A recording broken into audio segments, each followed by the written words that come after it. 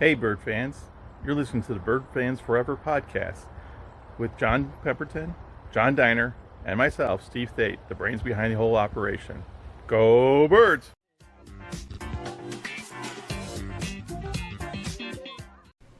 Hello, everyone. Welcome to Bird Fans Forever podcast number 16. Reminder to everyone, if you haven't already done so, to follow us on Twitter at Bird Fans Forever. And our central point of information is our website, www.birdfansforever.com. On the website, you can find a tab with links to our podcast, Apple, Google, Spotify, and others, as well as a tab to access our videos on YouTube, where we're also called Bird Fans Forever. So subscribe and follow on Twitter and YouTube so you can be up to date with everything going on from us. Our guest for today is Redbird for Life, Mike Vandegarde, who played basketball at Illinois State from 1990 to 1994. We'll be right back with Mike.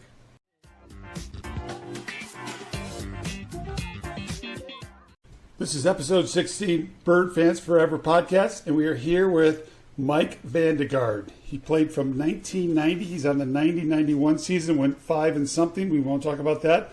And then he'll go on to win 2 more championships and play through 93-94. Mike has got the all-time made baskets at Redbird Arena with 15. He's got third for points in a Missouri Valley Conference tournament with 56. He's third for free throws in a Missouri Valley Conference tournament with 25. He is number 1 in a Missouri Valley Conference tournament with 7 block shots. When he graduated, he was the number 1 shot blocker at ISU. He led his team 4 consecutive years with block shots. He was the all-defensive team, which we're going to want to talk about. He made as a freshman and never made it again, so obviously he never played defense his sophomore, junior, or senior year. Second team All-Conference, 93-94. Academic All-American in 1994. Ended with 1,225 points. I am done sucking up to Big Vandegarde. He can kiss my butt. And so let's roll on to the next one. So, Mike, thank you for being here. A pleasure as always. All right. How'd you get to ISU? We start with this question all the time. You know, it's interesting. I grew up in Minneapolis, Minnesota. Went to Bloomington Jefferson. And back then in Minnesota, you weren't allowed to basically play AAU tournaments anywhere except if you were on the Minnesota AAU team. That was a high school rule. So I never got seen. And then they lifted that rule in between my junior and senior year. So they created a team from Minneapolis to go play. And it was a Minneapolis, all-star team or whatever. And we went down to Phoenix to play. We played at Arizona State, and I just happened to, go down there and be one of the better players on that team. And a guy named Billy King just happened to be in the stands. Billy King's my guy, great guy, recruited me. Worked for him with the 76ers for a long time. He's been in the NBA, great friend for a long time. But he saw me, thought I could play a little bit, and then started recruiting me and got some Division I interest and ended up being a Redbird. It turned out well. Awesome. All right. So, next question. We're going to do it to you. All of us have played on that bad team. I got a 9-23 team for my senior year. 5-23, right? Talk about the fight with Bender, but also not having practice stuff. And from a player's perspective, Butterly talked about it from a manager's perspective, and Coach Lowenthal talked about it from a coaching perspective. So let's hear it from a player. Yeah, it was interesting. Being a freshman, you don't know what to expect. And Illinois State had an unbelievable year, your senior year, and went to the tournament and almost knocked off Michigan, had a great chance. And so, they brought in a whole new crew. You guys, 5 or 6 seniors. I don't know exactly what it was, but they brought in a bunch of new freshmen. So 5 seniors. They brought in 4 new freshmen. And we just weren't ready to play, to be honest. That year, we had, I want to say 4 freshmen average 18 minutes plus a game. It was difficult. It was difficult. The expectations of opening Redbird Arena the year before. We actually still, I think to this day, have the most fans ever my freshman year. We averaged like 10,000 fans a game, the highest season tickets sold ever. Part of it's Redbird Arena, part of it's the amazing year you had before, and we went 5-23. Bringing in, and I want to say our freshman crew was the most minutes played by a freshman, for freshmen in the country for a team. So we just had no experience, and we just got our brains beat in. I mean, we lost 12 or 13 games to start the year. I remember my first game, my freshman year, is on ESPN. We're playing Dayton. It's like the 11 o'clock ESPN game. All my friends back home are watching. Only time in my entire career this happened. I'm in for second or third play.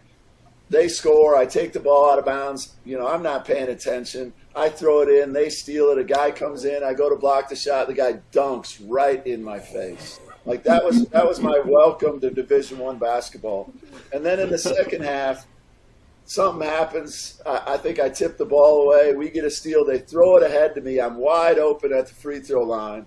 They throw it to me. I catch it. I'm going to go power dunk it. I'm going to impress all my friends on ESPN.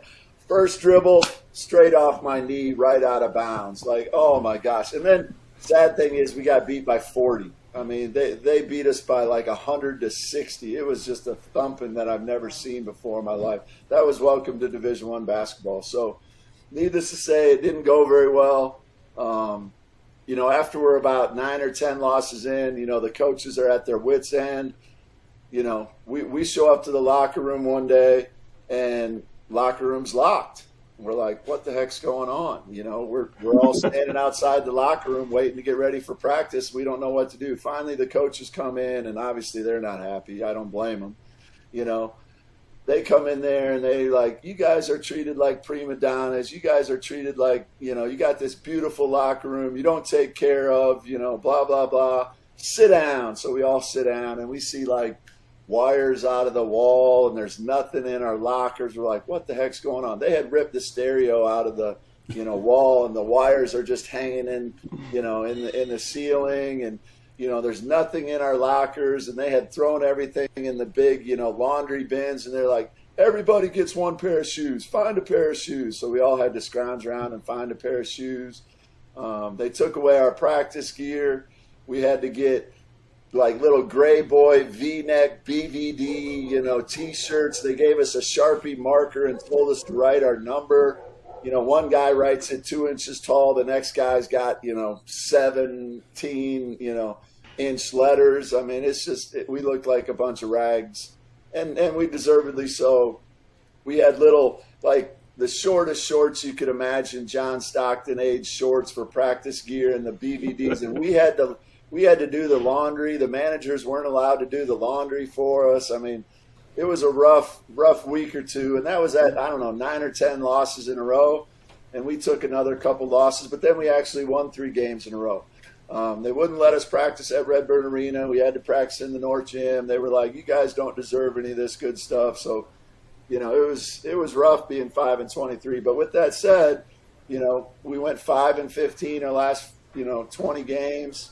And then we found a way to get better and better, and we won the conference the next 2 years. So there was a lot going on there. But why don't you show us the ball, because those are going to be the year behind you. That you got a great ball, so a great show and tell by Mike. Yeah, I got a ball autographed here from Illinois State. It's got Bob Bender on there. It's got the whole team from I think my sophomore year: Todd Cagle, Coach Giacoletti, Antoine Hicks, Scott Fowler, Todd Wemhainer, Steve Fitch, Brian Kern, Scott Taylor. Look at that. Scott Taylor autographed it twice, I think. Got Chad Altadonna, Reggie Wilson, Chuck Barnes, Richard Thomas, all those guys. And I got that from a guy at the Alamo bookstore. He gave that to me when I saw him years later at Arch Madness along the way. So, that's a great memento for my time at Illinois State. Awesome. Oh, and the last one was before we wrap up this real quick, Bender fight. Oh, yeah. Yeah. So this is interesting. When we were 5 and we were 0, I want to say we were 0-13. It might have been 0-12. I think it was 0-13. And we find a way to win a scrappy game. against Drake, and I want to say by 1 point, or maybe Indiana State, I forget, by 1 point. And then we go on and win another game. And then our third game is our second ESPN game of the year. We're playing Creighton. I want to say Creighton is 18 in the country. They got two studs, Gallagher and Harstad.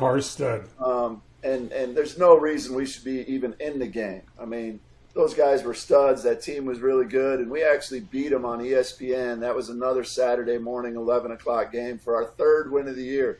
So we were 3-13, and then we go a couple more games and we lose, along the way. And then we play Chicago State, and Chicago State's never been very good, I don't think. And so we play them, and we're up. I want to say we're up 18, 20 points with a couple minutes left in the half, and a fight breaks out. I want to say Scott Taylor and one of their players got wrapped up in something, and one of their players used Scott Taylor's neck, like put his hand on his neck to get up. And when he did that, guys started pushing and shoving, and it was on the far end of the court compared to where our bench was, and I was on the bench at the time. And this is the first year that they implemented, if you come off the bench during any altercation, you're kicked out of the game and you're suspended. And their whole team was right next to the fight. Their whole team jumps in the fight. So they got like 20 guys versus our 5 guys. Coach Bender goes running down there. Our assistant coaches actually do a good job. We talked about it, not leaving the bench. And they grab us all, so we stay on the bench. And one of their players just pops Coach Bender in the nose, breaks his nose, and it was a big melee. Coach Bender ends up getting a couple, stair steps into the stands. And I didn't know what happened at the time, but we go back to the locker room. They tell us the game's been forfeited. We win because we still had players eligible that didn't leave the bench. Everybody on their team, got ejected. So we win the game by forfeit. We were going to win anyways because we were way up.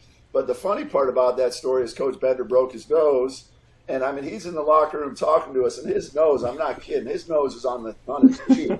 And he's talking to us and telling us how great we were and how proud of us he was and this, that, and the other. And, oh, my goodness, that was amazing. And then the next day at practice, we show up and, we're doing our pregame warm-up. Coach Bender isn't there.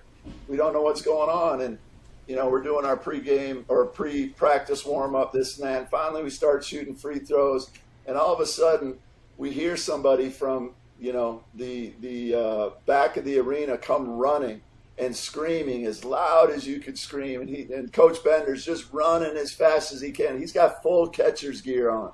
He's got a catcher's mask. He's got chin guards. He's got the chest protector. And he's like, he's just running as fast as he can. And he slides at half court face first, like you'd go into second. And, everybody's just dying laughing because obviously we knew his nose was broken and, breaking up the mundane of being, 4-20 at the time or whatever we were. So that's one of my good memories from a tough year. So, Mike, the next year the team won the conference and it was much more successful. But, one of the things that sticks out to me is, looking back at that team, each team, through the career, they're lucky if they have like 1 or 2 game-winning shots in a 4-year career. But that team, in the 1 year, had 4 game-winning plays by 4 different players. And then you yourself, beyond that, had a whole bunch too. So let's talk about some of that. Maybe we could talk about the first one, against Tulsa, because I think everyone kind of remembers that one. Yeah, that's a great fitting end for Todd Cagle. We were grinding it out. We won the conference that year after coming off a 5-23 season. We had a real slow start. We're playing in Tulsa, obviously good program, high-level program that year. And Todd Cagle gets fouled on a three-pointer in the corner with literally no time left on the clock. 1 second, no time. I don't exactly remember. And he goes to the free throw line, makes all 3 free throws to win the game. Like super clutch. It catapulted us, to win a bunch of close games that year. Like we weren't beating people. We won the conference, but we weren't beating people by 15, 20 points very often. It was grinded out in the 50s, maybe low 60s, and win by 4, 6, 8 points. And that was a huge get for us. What what's interesting what I remember about that, and I still get grief about it today. My dad from Minnesota came down to watch. That's usually a Wichita-Tulsa swing. So he came down and he watched, and everybody at Tulsa was handing out 3-point, little, I don't know what you call it, pieces of paper, I guess, 3-pointers. Yeah. So after Todd Cagle makes that third free throw, my dad goes crazy. My dad grabs one of those threes and starts running around the court. There's your three. There's your three. And my dad's running around. I'm like, what is going on here? But that's one of my best memories of that Todd Cagle three free throws to win the game. So you made some free throws in your career to win some game-winning shots too. So let's talk about that. I mean, that same year, and I think Dan Butterly maybe talked about it for a minute. That same year, we were at Drake, and I made 2 free throws with no time left, and that was a crazy scenario because I don't know who shot the ball. Somebody shot it, and I went to go get the offensive rebound, and somebody just pulled me down, and it was literally at the buzzer. Ref blows the whistle. Drake thinks they won by 1. Their whole team runs to the locker room. Rudy Washington and the whole crew is literally in the locker room. The referees have to go back and get them. They pull them out of the locker room. They're standing on the side, no time left, and they're like, hey, you got to shoot 2 free throws. And I'm like, cool. And I wasn't a great free throw shooter, mid-60s my whole career, but I didn't seem to miss many late in games. So, I walk up there. I'm actually feeling pretty good. I make a free throw. And all of a sudden, I hear this ching, ching, ching, ching, ching, ching. I'm looking around. People are throwing literally pennies, nickels, quarters. They're throwing them, and they're bouncing all around me. And I turn to the referee. I'm like, hey, ref, they're throwing coins. The referee looks at me and goes, well, you better shoot the next one fast or they're going to start throwing more stuff at you. So anyways, I make the second one, and we storm off to the locker room. And, that was one of my many shots. I want to say I had 3 last-second shots to beat Drake. My freshman year, I hit a little 17-foot baseline jumper to beat Drake for one of our 5 wins. And then I had 2 more free throws, maybe my junior year in the conference tournament. With in the conference tournament. I want to say 4 seconds left to beat Drake in the first round of the conference tournament. So Rudy Washington, we used to call him Big Booty Rudy. Big Booty Rudy did not like me at Drake at all. And you beat Bradley in overtime. You hit 2 free throws too. So, Mike, we got to ask you. So you were a coach, right, in Division I? Yep. Right. What would Coach Vandegarde say to the player Vandegarde, who shoots 66%, during the for his career, but it shoots literally 100%, knocks down all these game-winning free throws? Concentration. Yeah, I'm a 19-year-old kid. There's good-looking girls in the stands and cheerleaders. I guess I just needed more concentration. I got a bunch of grief from Coach Bender and Coach Lowenthal for shooting fadeaway jumpers, but when they go in enough, they go in enough. And when it came down to the last minute of the game, there were better free throw shooters, but I would take my chances with me at the free throw line over just about anybody in the last minute. For sure. Amen. Did you realize that you shot almost, I don't know, you're in the top 10 for shooting free throws. You're way up there. If Number you had 9. shot like number 9, so if you 9. shot 80% versus your 66, where you'd be on the career's points. Yeah, my scoring miles would have gone up if I made more free throws. You brought up that Bradley game. And this is interesting too, because people don't talk about this a lot. I took a ton of charges, and I was a white guy who, actually could block some shots and jump off 2 feet, but I wasn't fast. I wasn't quick. I had to do anything it took to try to win, and I faked charges all day long. And I actually took a charge against Bradley, I think, to get those 2 free throws with about 9 seconds left in the game that time. And there was one time at Bradley, they had a big kid, 6'8", Alexander maybe or something. I forget his name. I took 4 charges on him, and he fouled me one time when I shot the ball. I got all 5 fouls on him and fouled him out in the game. Like Bradley fans, and those guys didn't like me either. I wasn't very liked, I don't think, in the Missouri Valley, to be honest. Tell them about the broomstick, right? You were telling us off air the broomstick story. My senior year, they put my face. Nowadays you get those huge, poster size faces, but back then no one ever really did that. They printed out a bunch of pieces of paper and cut out in a little circle my face, and they handed it out to the entire crowd at Bradley. And then there were these two 60-year-old ladies right next to our tunnel, to go in and out of the locker room. And they actually put my face on a broomstick. And I had the big mullet going. I was thinking I was pretty smooth with the mullet.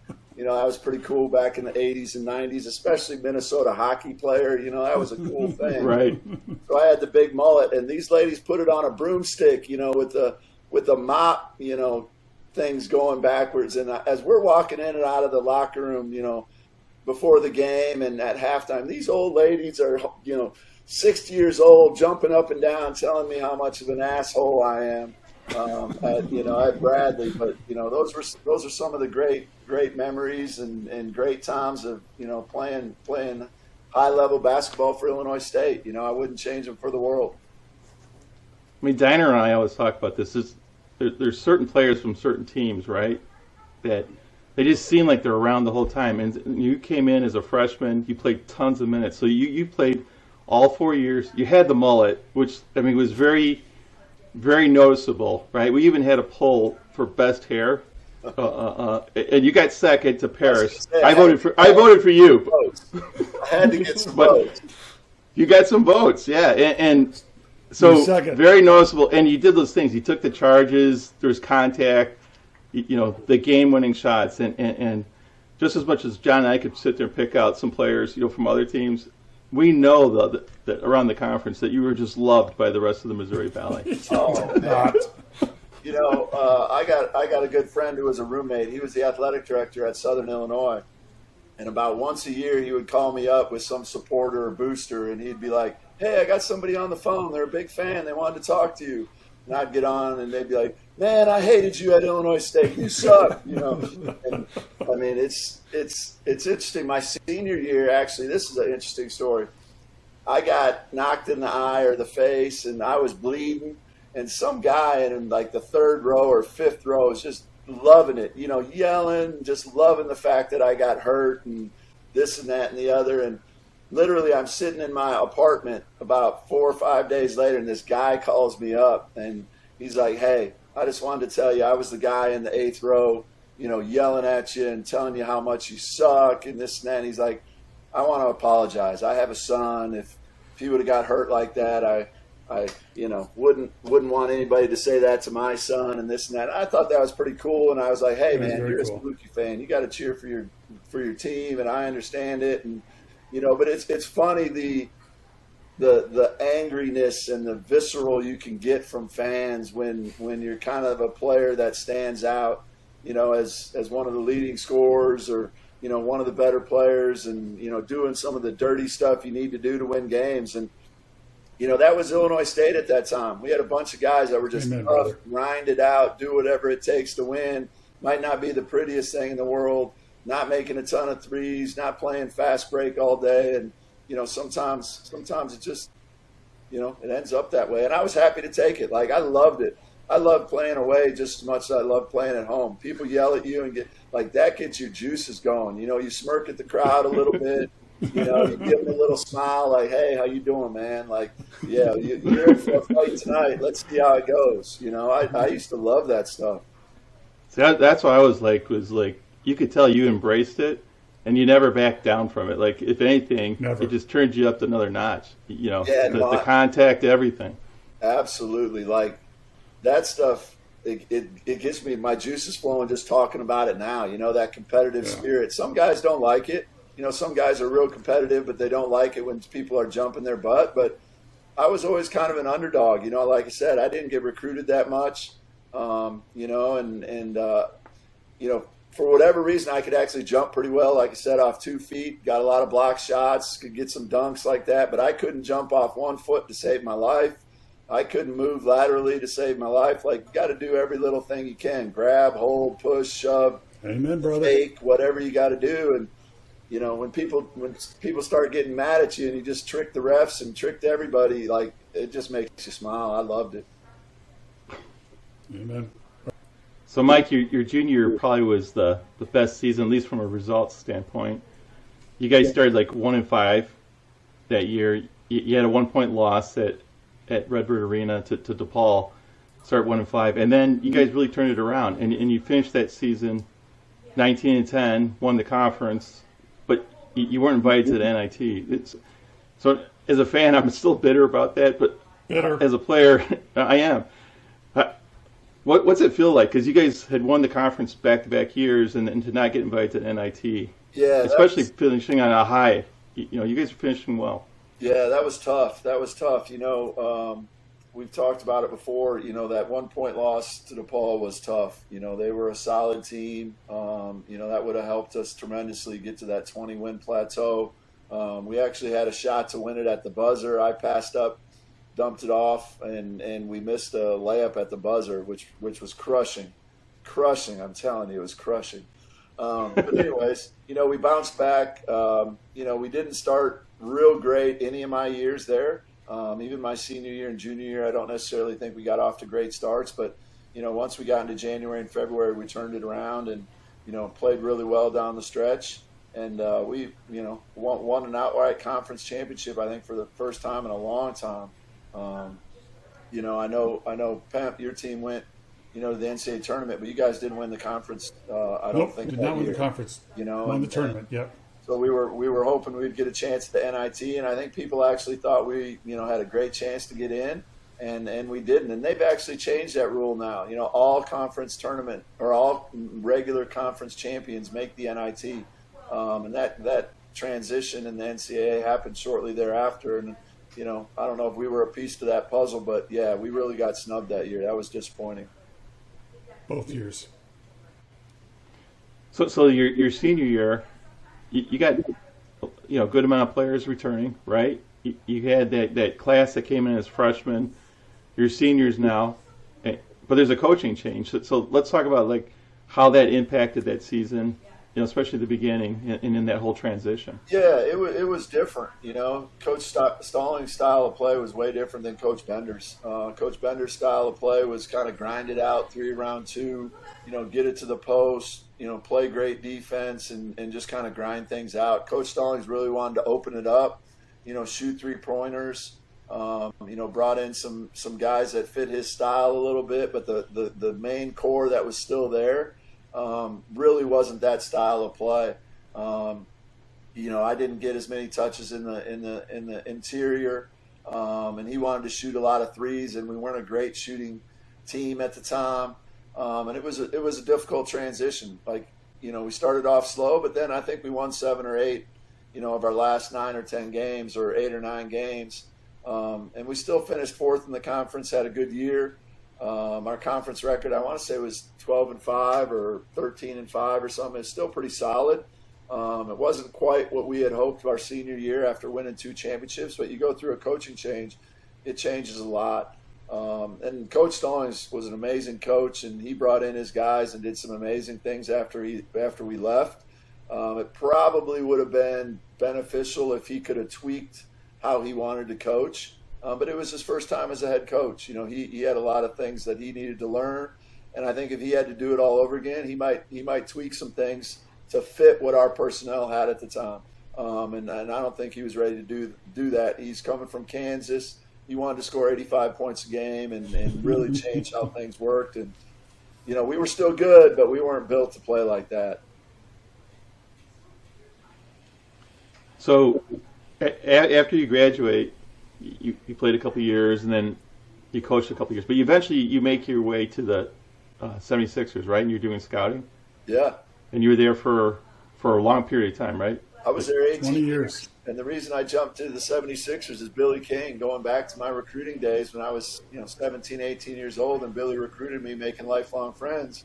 He offered me a job at the 76ers, and I started when we went to the finals against the Lakers in 2000, 2001. We had AI and that whole crew, and then I was with them all the way through drafting Joel Embiid and Ben Simmons and Markelle Fultz and the whole shebang, the tanking scenario and, all that type of stuff. So it was a heck of a ride. So is there any truth to the rumors that Adam Sandler consulted you on the movie, The Hustle? Did you see that movie? Yeah, I saw that movie. That's got a lot was that the Mike Vandegarde story? You know what? I got a bunch of texts after that, and they asked me about how truthful is that. And I'll tell you what, it's the spitting image of a scout being in the middle of nowhere, walking by a park, and finding the greatest player ever just playing in a park all by himself, in the middle of nowhere. No, that's funny. I like the movie. I highly recommend everybody watch it, but there's almost zero truth to that in terms of the scouting life. That is awesome. All right, now where? So we got to talk about the hair, okay? Because how long did it take you to actually prep for a game and get that hair ready? Oh, it didn't take long at all, just a little swoosh here, and it was all fluffy in the back. You don't have to do anything there. Like, you just got to make sure you got the sides tight and you got the back still growing. As long as no one cuts it, you're good to go. You roll out of bed and you're off and running. I got a lot more gel. I got a lot more gel in my hair now that I'm 50 years old. That's what happens when you get older, right? Yeah. No, that mullet served me well for a long time, but it was time to cut it. I don't know when, but a long time ago. My son and I actually were just talking about it today. We saw a baseball player, red hair, huge mullet, and he absolutely loves it. My 12-year-old, I'm like, hey, you need to roll with the mullet. He was like, no way, Dad, I'm not doing it. So, it's trying to make a comeback in certain circles, but my son wasn't on board yet. So we'll see. We'll see when he gets older if I can talk him into it. Well, you know how that is. Your kids never think what their parents did was cool at all. No. At least they'll never admit to it. Hey, I got something interesting. This is something my kids think is really cool, though. Let me show you this. This isn't Redbird related, but when I was coaching at Division I at Southwest Texas, this is a picture of me playing against Michael Jordan and blocking that shot. Wow. Just looking at that. So, Michael Jordan actually 2 weeks after he won the last championship in '98, he came down to Southwest Texas where I was coaching, and he played in an exhibition game. And they were supposed to have a bunch of NBA guys show up, and they didn't show up. So they said they needed some helpful guys to play. I'm like, I'll play. And I got to guard Jordan the whole game. He got to guard me the whole game. It was an amazing experience. How many? Because Jordan came to Horton Fieldhouse in '85 and played. How many points did he go for on you? Well, listen to this. This is funny. Mike Finley was on my team and is the only dude besides me that could play. Mike Finley walks to center court and says, "Guys, I guard him all the time in the real world. I ain't guarding him tonight. Who wants to guard him?" And I jumped up like a 4-year-old schoolgirl. I'm like, I'll do it. So I guarded him the whole game. Michael Finley had 61. Michael Jordan had 45. I had 35. And our team won 119 to 111. And Jordan wasn't real happy about that. But, hey, he had played 36 holes of golf, probably drank a few brews along the way. And he didn't think he was going to run into the Michael Finley and Mike Vandegarde show that night. Well, we're going to have to call out Slick Rick and his boys, because Hank the Tank and Michael McKenney, and I think it was Lou and Ricky Johnson, held Jordan to 61 in Horton Fieldhouse in spring of '86. Wow. So, yeah, he was playing with like these WBNQ All-Stars and Michael Jordan on the team. And then there was like former ISU players. There was like 3 or 4 of them there, and then some other people. And whenever Jordan wanted to, he just scored on him. It was unbelievable. Yeah. And the more they hunkered down, the more Jordan went at him. I got a little footage of that. I might throw it in here while we're talking about this. I don't have any, unless you have some footage of Mr. Vandegarde, you playing against Jordan. I don't. Or otherwise, take a good picture of that and send that to me. There's no footage. I'll send that to you, though. Yeah. Yep. All right. Butterly also mentioned you on his three-pointer in Europe. So what was that like seeing your manager come running onto the court? Well, and I don't know, and I didn't see Dan's episode yet, but I don't know how much he told you about that. But Coach Bender, with about, 4 minutes, 5 minutes, 6 minutes left in the game, is like, Dan, go get your stuff, go get ready. And so Dan suits up, and he was all excited about getting in the game. Obviously, Dan's a great guy. He took care of us like no tomorrow. Still a great friend today. Everybody loves Dan Butterly that's ever met him. And he gets in the game, and he catches the ball and passes it. I think Coach Bender maybe said, don't shoot. He did. All the players are like, shoot it.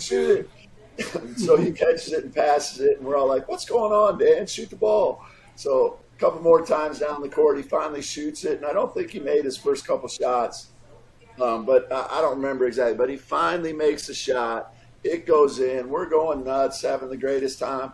But then the sad part is, right after the game, we have to call in the score to the pantograph. And Coach Bender's like, you can't put Dan's name in the box score. And Dan was crushed. Like, I'm telling you, he was so excited. He wanted to be listed as, he scored a bucket in the game. And Coach Bender said he couldn't get listed in, the box score in the pantograph that came back the next day. And that was crushing. But that was one of the greatest moments of, teammates, camaraderie, just best friends, just having a great time and having a great moment for Dan and the team to celebrate on that trip. You know who stole those 3 points? Who did? I'm going to give you one guess. Who do you think would steal the points from Butterly? Todd Cagle. You got it, big boy. You got it. Man. I might not have scored that game, to be honest. I might have been a scored.